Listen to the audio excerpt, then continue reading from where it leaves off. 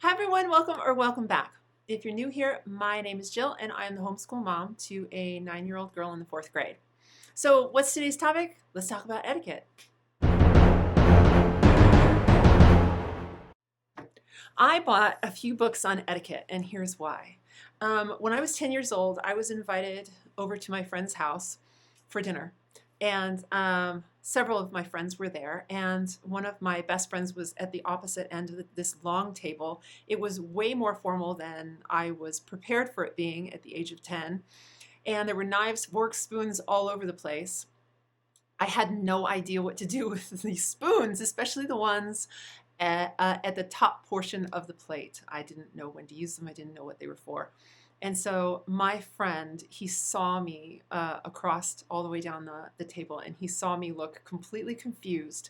So what I did was, when a dish came, I touched a fork or utensil, and he would either go very like silently, just giving me a that's the one, or mm-mm. And then I would try another one, and he'd go, and I'd try another, and he'd go, So I didn't want to be that person again. So I went home and I told my mother, and she said, "Oh, I should have talked to you about that already. Let's get out the plates and let's get out the napkins and the fork and the spoon and I'll show you the place setting. I'll show you what everything is for." And so she very quickly taught me, and I never forgot. I think these are really important. Don't think that your children won't be in a situation before you can teach them where they don't have the etiquette or the manners in that regard to handle themselves and to represent themselves and their family well. I will tell you from experience, in my previous job, if somebody wanted to work for me and they, in a social setting, and I noticed they couldn't say please or thank you, or they didn't know their way around a dinner party, I wasn't going to hire them. So it can be a deal breaker. And basic etiquette is free. It's knowledge that your kid can have forever. You can practice it for fun. You can have tea parties. You can have little dinner parties, and while you're learning how to bake a certain thing or how to cook something, let's make it festive. Let's put the table out. Let's learn together. If you don't know it, let's learn together. Or as a mom, I need to hone my skills too. I forget certain things. And so I'm making it a unit study for my daughter and I. And we're going to we're going to go through etiquette as well as good character. Those two things are hand in hand. And I think no matter who you are, no matter where you are, I think you can have good character and show always your best foot forward. It's free, it costs nothing, and it will give you everything in return. So here are the books that I chose, and I flipped through them. I spent about an hour or two flipping through all of them. And so far so good. I think we're going to really enjoy these. We won't have to do all of them. I'll start with character building. This is Ann Mather and Louise Weldon, 180 quick read alouds for elementary school and home, character building day by day. This is super. You can flip through. They have, let's see, tears at the table, cooperation. First, it has chapters where you have a chapter on gratitude, and it'll walk you through, what's another one? Fairness. So there's a chapter for each topic, and then each page is a little paragraph or a little section to read. And then at the bottom, it says, talk about it. And these are the questions you can ask your children, and you can discuss what went on in this scenario or the skit that you just read. And so it's a bit of problem solving and, what type of person are you? If you saw this and this, what would you choose to do? What do you think is the best way to handle that? I like this because there's not a hard and true perfect answer. And it's something that there could be several answers, and depending upon who you are, it will work. And so talking about it and discussing, even role playing with your kid, is very helpful. I frequently role play with Morgan. If she's got trouble with something, I'll say, well, let's talk about it. I'll be the bad guy. And I'll present her with something, and she has to respond to the bad guy or the bad person or the annoying person.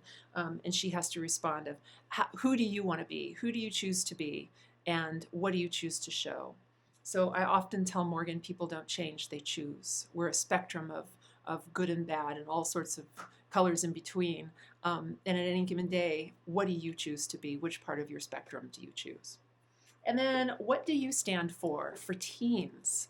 There's some heavy duty stuff in here too, but I think we can use this for many, many years. A Guide to Building Character by Barbara Lewis.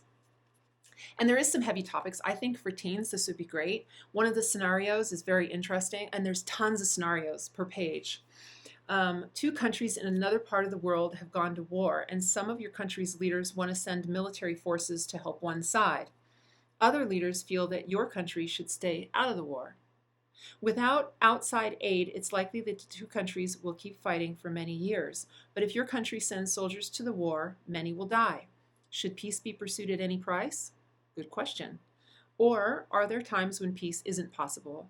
Explain your views. Talk about it and explain your views. Politicians do this all the time. People involved in the military do this all the time. I think that these are questions that, as people, we need to be able to think about them and discuss them, because these are problem-solving skills and heavy topics that they can use as an adult and beyond. Okay, so those are my character building books that I'm going to stick with this year.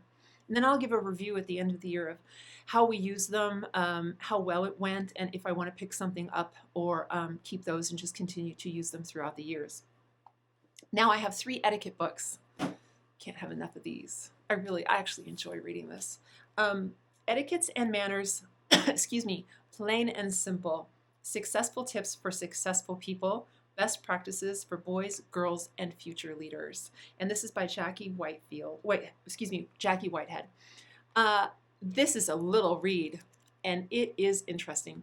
It's packed full of all sorts of wonderful things. RSVPs and invitations, travel etiquettes, shopping etiquette, house guest etiquettes. I mean, how many people have you had over that you might not want to invite over again simply because of their etiquette? Hotel etiquettes. Yes, there is such a thing, and we all should read that chapter. Business cards. Oh, I think one is funny. Gum is not your friend. It's totally not your friend. Do not chew gum when you're working. Group texts, serving a meal, setting the table, dining. This is a short read, and I would encourage everybody to pick this up and read it. So we'll go ahead and look through that. But one that I love is Modern Etiquette Made Easy, a 5-step method to mastering etiquette by Micah Meyer. She's the founder of Plaza Hotel's finishing program. And so this is such an interesting book. In fact, one of the things that I've always hated is what to do with your napkin at the dinner table when you need to excuse yourself for a moment. Where do you put your napkin? I have always disagreed with etiquette. And in fact, it's my opinion that once you learn etiquette, you can choose to break a few rules. And I, in fact, do not do what they suggest with my napkin. I never place it on a chair. Once it's from the table onto my lap, if I get up, I never place it back on the chair. I always place it off to the left side of my plate. And so you can choose to do that, but there's the main thing is you must place it on your chair, and I just don't do that. So like these are things that you should talk about, right? What is appropriate and what isn't? And I've seen many people do many different things. And the biggest thing though is if you know etiquette, then you also know how to politely break it should you need. And you know how to excuse yourself in a certain way, or pardon me, or this or that, because part of social etiquette is learning how to fix all the stumbles.